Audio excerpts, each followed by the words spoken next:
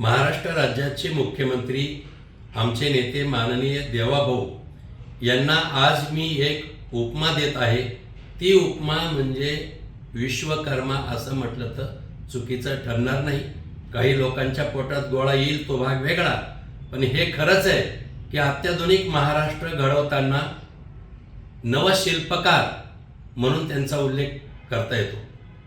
काय घडवलं त्यांनी 2014ला मुख्यमंत्री म्हणून शपथ घेतल्यानंतर 2015 साली मुंबई पुणे मिसिंग लेन या मार्गाचं काम हाती घेतलं।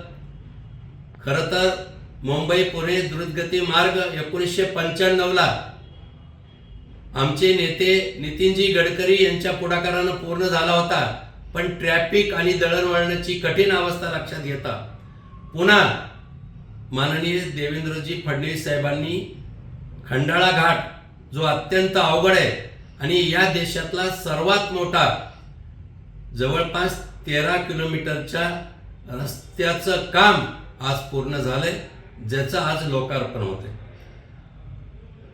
जवळपास नाही म्हटलं तरी टायगर व्हॅली भागात 650 मीटर लांब केबल स्टेचा ब्रिज, ज्यामध्ये जुळे बोगदे 2 आहेत। अभियांत्रिकी युगामध्ये अत्यंत चमत्कार आहे हा, पण हा रस्ता पूर्ण करून मुंबई पुणे प्रवाशांना ट्रॅफिकची अडचण दूर केलेली आहे। देशामध्ये असा एकही प्रकारचा अत्यंत कठीण घाटातून काढलेला रस्ता नाही जो मुंबई पुणे मिसिंग लेन ज्याला म्हणता येईल। 2019ला कामाची प्रत्यक्ष सुरुवात झाली।